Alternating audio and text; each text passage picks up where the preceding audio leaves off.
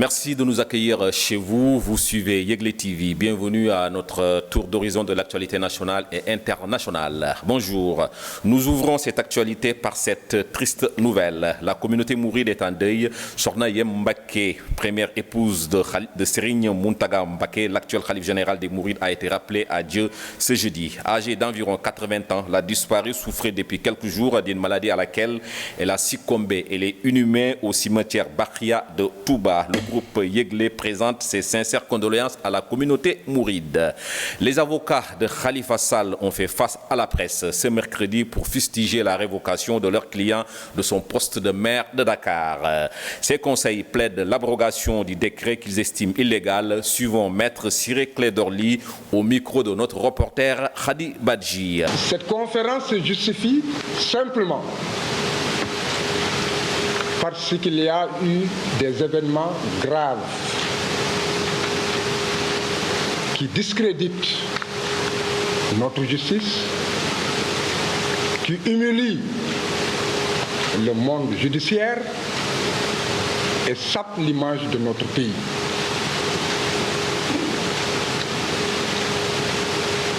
Pis encore, des événements aujourd'hui qui confortent des idées avancées par certains de nos compatriotes sur le plan national comme sur le plan international, comme quoi la démocratie a déserté le Sénégal. La coalition Adjana, avec à sa tête Tchernolo, ancien ministre de l'Environnement du régime de Maître Abdoulaye Wade, affûtent leurs armes. Premier acte, collecter le maximum de parrainage dans tout le Sénégal pour pouvoir valider la candidature de Macky Sall en 2019 à la présidentielle. Pour poser les jalons, la dite coalition a réuni quelques responsables venus de Saint-Louis, Louga, Kolda et Sédhiou. Suivant la réaction des responsables de la dite coalition au niveau du département de Kébémer est responsable de l'APD à Darou-Mousti au micro de notre reporter Daouda Kane. La coalition Adjana, c'est une sous-coalition membre de la mouvance présidentielle qui porte la candidature du président de la République et qui se fixe comme objectif de collecter le maximum de signatures pour permettre au président de passer au premier tour. Depuis que le président de la République a lancé ça au centre de conférence Abdou Diouf, la coalition Adjana a été présentée. Ça a été même à la 7e présentation. Et depuis lors, nous sommes sur le terrain et on se fixe comme objectif, comme je l'ai dit, le maximum de signatures. À Darou-Moussi, la semaine dernière, on a été convoqué à une réunion de la grande coalition Benno Bokk Yakaar à Kébémer. Et cette coalition doit collecter au maximum 47 600 signatures pour le département de Kébémer. Et pour la commune de Darou-Moussi, on nous a confié au moins 6 500 signatures. Et la coalition Benno Bokk Yakaar s'est fixée même plus, en disant qu'il va même aller au-delà de ces 6 500. On va essayer d'atteindre les 10 000 signatures. Rendre à César ce qui appartient à César, c'est fort de ce constat que les femmes de l'Alliance pour la paix et le développement au niveau de Darou-Mousti se disent reconnaissantes à l'endroit de leur leader Tchernolo. Elles se veulent actrices de développement, d'où leur vœu réalisé en ce qui concerne la transformation des produits locaux comme le céréal et le fruit. Suivons ce reportage réalisé à Darou-Mousti.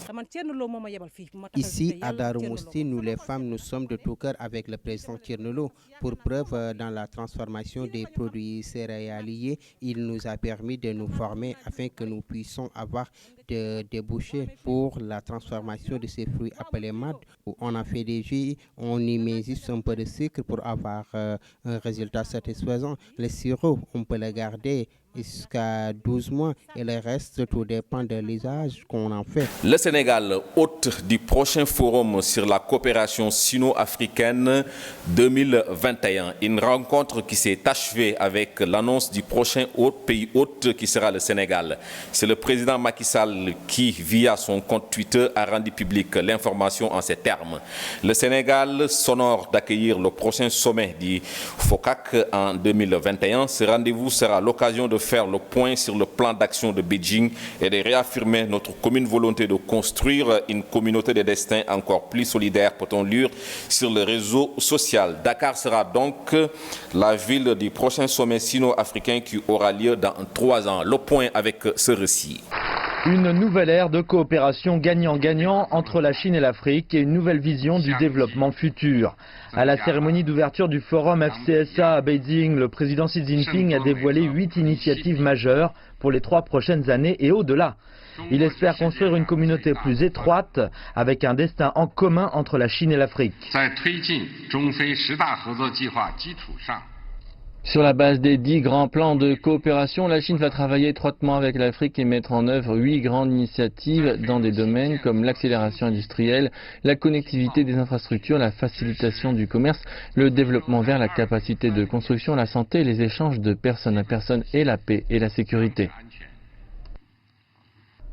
Pour assurer la mise en œuvre de ces initiatives, la Chine va fournir à l'Afrique 60 milliards de dollars de soutien.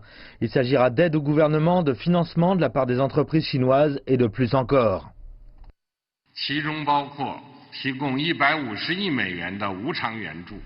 Cela comprend 15 milliards de dollars d'aide, de prêts sans intérêt et de prêts préférentiels, 20 milliards de dollars de fonds de crédit, 10 milliards de dollars de financement de développement Chine-Afrique, 5 milliards de dollars de fonds pour le commerce d'importation en provenance de l'Afrique et pas moins de 10 milliards d'investissements de la part des entreprises chinoises dans les 3 années à venir.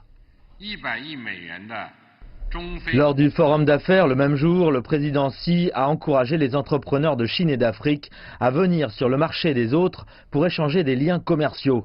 Les affaires financières, comme les visions de la Chine, ont reçu un accueil chaleureux de la part des dirigeants africains lors de l'événement.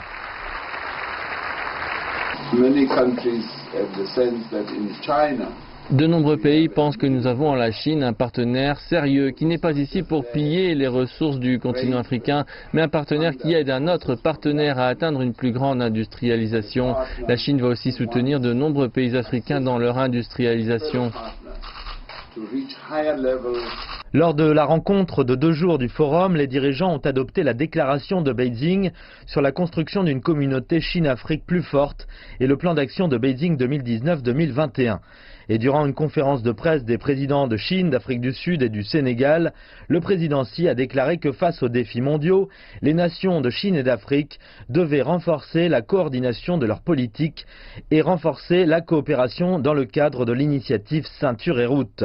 Il a aussi mis l'accent sur le fait que la coopération internationale avec l'Afrique devait se faire dans le respect de chaque pays et apporter des résultats tangibles aux populations d'Afrique. À l'international, pour terminer, cap sur le Mali.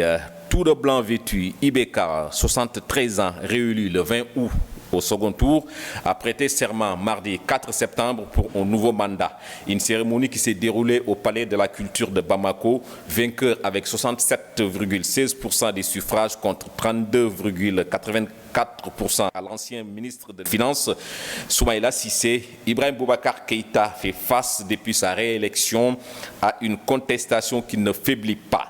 Son rival n'a pas reconnu sa défaite et ne reconnaît pas non plus son investiture. Un début de mandat révélateur de nombreux défis qui attendent le président malien. Suivons ce récit. Je tends la main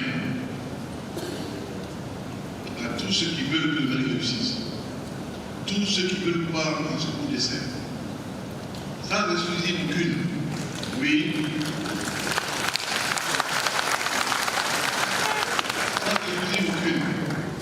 Oui, car c'est l'unité qui nous permettra d'accomplir notre famille destin. Soyons ce Mali qui, par la culture, l'éducation et l'amour, triomphe de notre obscurantisme.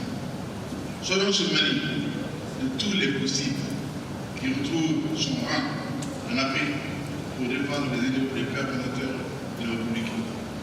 Enfin, pour terminer, réchauffement des relations, l'ambassade d'Éthiopie rouvre ses portes à Asmara. L'Érythrée et l'Éthiopie renouent officiellement les relations diplomatiques. La réouverture ce jeudi de l'ambassade d'Éthiopie à Asmara marque le retour de la paix entre les deux pays frontaliers en conflit ouvert il y a encore quelques années.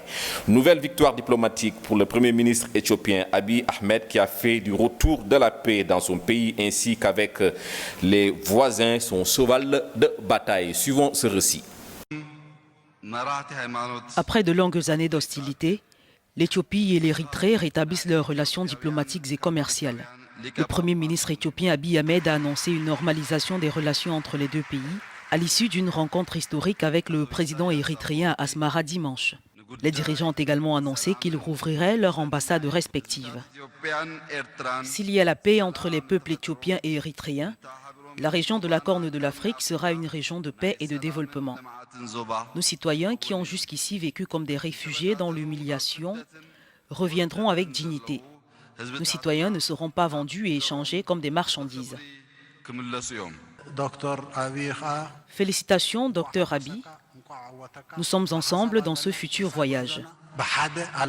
Nous allons affronter ensemble les défis et les opportunités et gagner ensemble. Félicitations surtout au peuple éthiopien et au peuple érythréen. Ces pourparlers sont le fruit d'une initiative de paix attendue du Premier ministre éthiopien qui pourrait transformer la région de la Corne de l'Afrique. Les relations ont été rompues à la suite d'un conflit frontalier qui a fait des dizaines de milliers de morts à la fin des années 1990. Merci de nous avoir suivis. D'autres informations, toujours sur Yegle TV.